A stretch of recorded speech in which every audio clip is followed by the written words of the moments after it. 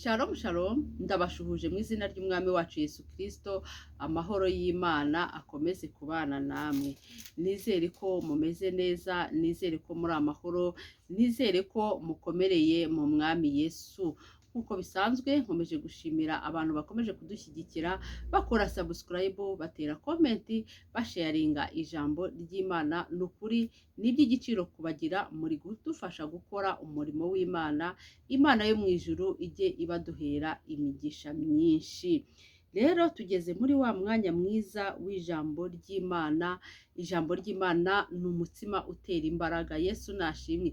Burya mu ijambo ry'Imana niho Imana iduhera imbaraga, mu ijambo ry'Imana niho dukura ubutsinzi, mu ijambo ry'Imana niho dukura inzira nyayo itugeza mu gihugu cyo mu ijuru. Yesu nashimwe. Mu ijambo ry'Imana niho dukura uko twabasha kwitwara tukiri muri iyi si. Yesu nashimwe. Rero bakristo bene data, mureke tujye dukunda gusoma ijambo ry'Imana. Biragatsindwa n'Imana kuba uri umukristo udasoma ijambo ry'Imana. Kandi nyankunda kubabwira ngo umukristo yagakwiye kugira Bibiliya, kuko mu buryo bw'umwuka Bibiliya ni inkota. Haleluya. Yesu nashimwe. Burya hari igihe uba wumva umutima wihebye, wumva ubabaye, wumva ufite agahinda, ariko wasoma ijambo, rya jambo rikagusubizamo imbaraga mu bugingo. Yesu nashimwe. Rero mureke tujye dusoma Bibiliya kandi tugerageze tunazishake tunazitunge. Burya Bibiliya, gutunga Bibiliya ni nziza. Reka dusome mu izina rya Yesu. Twavuze ko tugiye gusoma mu Itangiriro 12 guhera ku murongo wa mbere. Umutwe w'amagambo uravuga ngo Uwiteka yohereza Aburahamu i Kanani. Umurongo wa mbere uravuga ngo Uwiteka ategeka Aburahamu ati, va mu gihugu cyanyu, usige umuryango wanyu n'inzu ya so, ujye mu gihugu nzakwereka. Nzaguhindura ubwoko bukomeye, nzaguha umugisha, nzogeza izina ryawe, uzaba umugisha. Kandi nzaha umugisha abakwifuriza umugisha, kandi uzakuvuma nzamuvuma, kandi muri wowe nimo imiryango yose yo mu isi izaherwa umugisha. Umurongo wa 4 uravuga ngo Aburahamu aragenda nk'uko Uwiteka yamutegetse, Loti ajyana nawe. Ubwo yavaga i Harani, Aburahamu yari amaze imyaka 75 avutse. Mwakire neza ijambo ry'Imana. Yesu nashimwe kandi Yesu wacu nahabwe icyubahiro. Ngo Imana yabwiye Aburahamu ngo nave mu gihugu cy'iwabo. Yesu nashimwe. Asige umuryango w'iwabo, asige gakondo y'iwabo, asige ibigirwamana by'iwabo. Aburahamu papa we yitwaga Tera. Tera yari umuntu wagiraga ibigirwamana, yari umuntu wakoreshaga ibigirwamana, yewe rimwe yaranabicuruzaga. Yesu nashimwe. Ariko Imana irebye Aburahamu ibona ko Aburahamu ari umwana w'ubugingo. Yesu nashimwe. Imana iramubwira rero ngo Aburahamu, va mu gihugu cya so, uve mu miryango y'iwanyu, uve muri gakondo y'iwanyu, ujye mu gihugu nzakwereka. Yesu nashimwe. Aburahamu rero yumviye Imana. Amaze kumvira Imana, ariko hari ikosa yakoze. Imana yahamagaye Aburahamu wenyine, yakoze ikosa ryo guhagurukana na Loti. Hari igihe Imana iduha agakiza, ariko hari ibyo duhagurukana. Hari igihe twakira Yesu n'umwami n'umukiza w'ubugingo bwacu, ariko hari ibyo twisigariza, hari ibyaha dusigaza tutihana ngo tureke. Aburahamu rero yahagurukanye na Loti. Yesu nashimwe. Kandi Imana ari imubwiye ngo nahaguruke wenyine. Yesu nashimwe. Kuko Imana yashakaga kurokora ubugingo bwa Aburahamu. Hari igihe Imana ijya itureba ikaguha agakiza kubwo kugira ngo irokore ubugingo bwawe.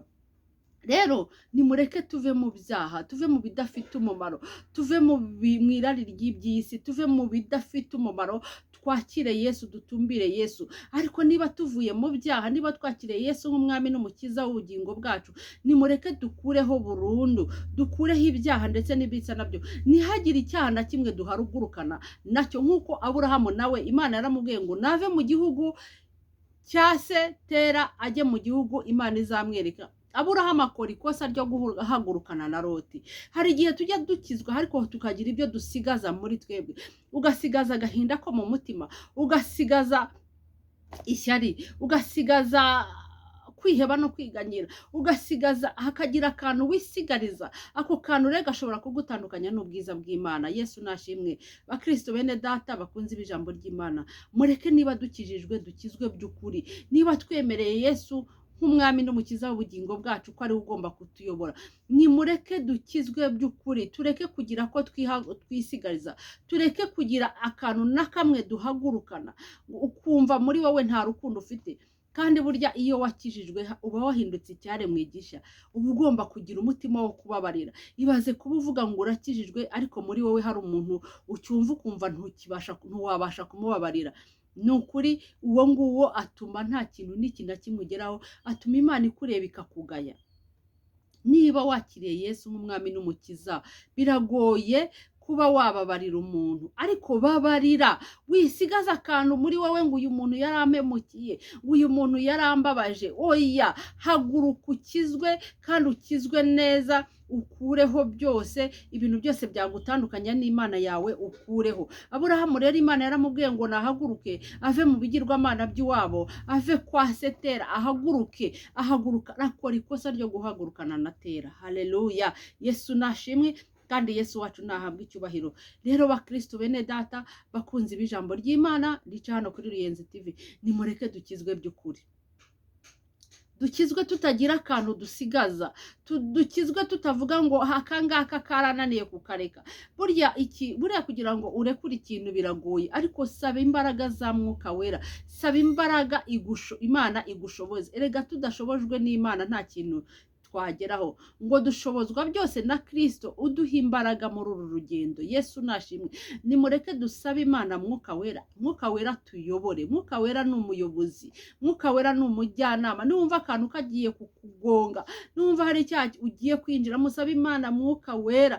Niwumva bimeze nabi, usabe Imana Mwuka Wera guha imbaraga zo kurekura icyo kintu cyakubase, zo kurekura urwo rwangano, zo kurekura uko kwikunda. Kunda mugenzi wawe nk'uko wikunda. Erega ntago wakunda Imana utigeze ubona utabanje gukunda mugenzi wawe. Nyankunda kubabwira iki kintu, banze ukunde mugenzi wawe, banze ukunde umuturanyi wawe, ndetse unabohoke, banze wumve ko ukunze n'umwanzi wakuhemukiye. Biragoye, nibwo uzaba ukunze Imana. Yesu nashimwe, kuko Imana yaturemye mu ishusho ryayo. Yesu nashimwe.